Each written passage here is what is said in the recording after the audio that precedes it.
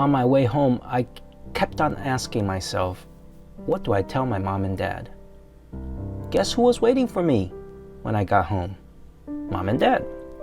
Brother was playing Final Fantasy. Mom asked me, well, how did it go? I had to say something. I couldn't tell them that I thought their money was wasted and I didn't learn anything.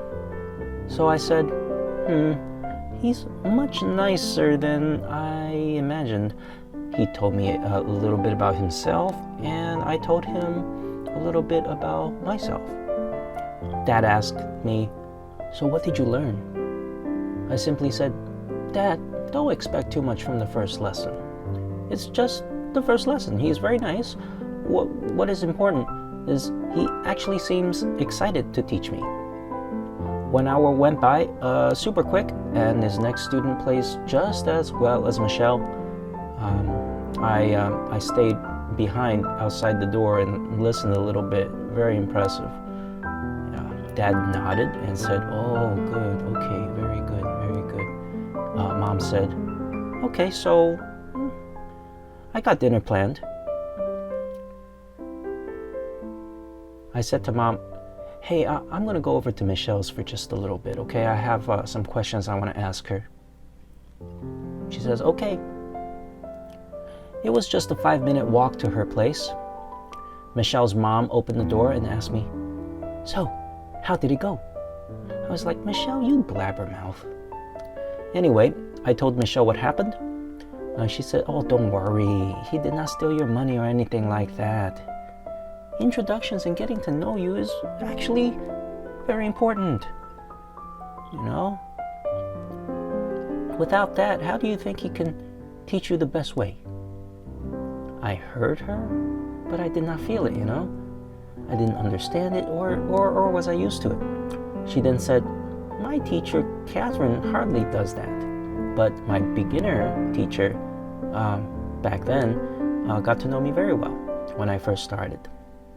I asked her, is it normal to be talking and talking and talking? She thought for a second and said, no, not really. Let me know how it goes next week. Finally, I said he did not even listen to the exercises I learned. I put in all that time. Michelle giggled at that and said, oh gosh, did you really want to pay $80 for him to teach you a diminished chord? I had that dummy look on my face, and then I smiled too. I said, yeah, you're right. That would have been a waste of time and money. He said I didn't have to practice this week. Isn't that crazy? Michelle immediately said, oh gosh, don't practice anyway. Do those exercises like there's no tomorrow. Well, she made me feel a lot better. I went home, it was dinner time, I ate, and then I went to the piano and I practiced the Philippe exercises.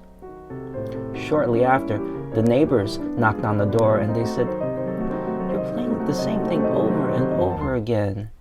And it's do you have to do that? I mean, we hear you. I apologized to them. And I told them, oh, I'm very serious about music now, and that's what I have to do for school. In reality, I just wanted to tell them to buzz off. But because I apologized, they were nice about it, and they actually stopped complaining in the days to come. Just a few times, but eventually they stopped. Very nice people. And me, I'm changing too. Nerd instead of punk. Throughout the week, after homework at Michelle's place, I would come home, practice the drills, and out of consideration for my neighbors, I watched movies while drilling my fingers into my thighs. I did not come up with that strategy, actually.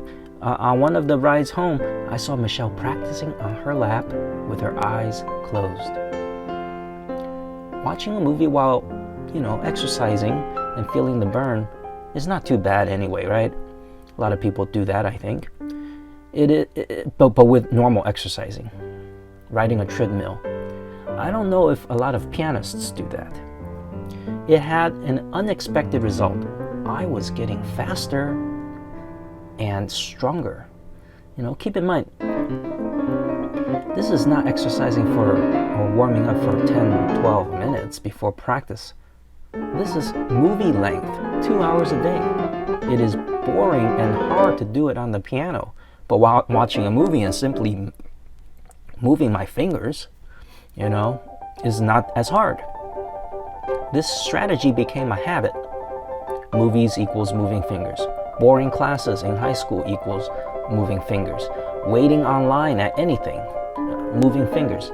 And when I'm bored, I exercise. I feel the burn. It compounds. The day arrived for my second lesson. I walk in, and Faber pointed to the sofa. Coffee, cookies, juice, already there. I smiled. I wasn't that upset.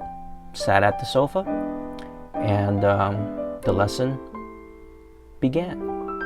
Oh boy, this lesson was still shocking. Bear with me here. He asked me first, "Did you practice?" I said, "Yes." "On the Philippe." He said, "Oh, not easy, is it?" I told him my hand never felt such burn, and I think I woke up some dormant muscles I never thought I had.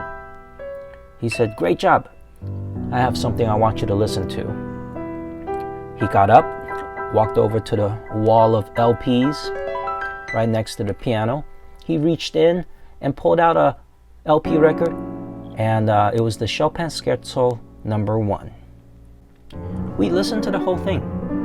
He never spoke during the listening session. And then he asked me, "What do you think?" I said, I don't know." He said, "There is no such thing as I don't know. You just heard it. All those notes went into your mind. What do you think?" I said, "It's fast." He said, "Good. You know it's fast, see?" "You don't know. It sounds hard, man. It's so fast." "Good. It is hard. See? Look what you already know. What else?" Okay, it just sounds like a whole bunch of notes going crazy, and I don't really understand it. We have a fast part, and then we have a slow part. It's pretty. He said, "Great. I'm glad you don't understand it." Okay, let's listen to another one. Beethoven Sonata number 3. I listened to the entire thing. After hearing it, I was a bit jolly because Michelle practiced it during my listening sessions with her. And I said, "Oh, I like this one." Faber was surprised. He said, "Why?" I said, "Michelle played it, and I heard it many times. But just the first movement." "Ah, you like it because you're somewhat familiar with it. Good." That was a good 45 minutes into class. And he then asked me about my week. I told him that I asked Michelle, and I asked, "Is it normal to be talking like this?" And he started smiling really big. He said, "Okay, good. Hey, you know what? Not much to teach. I don't teach Hannon. I don't teach Philippe. You exercised. You didn't even have to. That was good. I did not expect 2-hour sessions, though, during movie time. That's good." He got up and he pulled out a book and handed it to me. "Here's the Chopin Scherzo collection. I want you to memorize the entire piece. We will talk about it next week." Okay, it was all going so well until that moment. I couldn't believe he just asked me to do that. And then the freaking doorbell rang. And I was like, what the heck? I guess me telling him about my week took the rest of the time. I spoke really quickly and said, "But this is the hard one. How do I even begin?"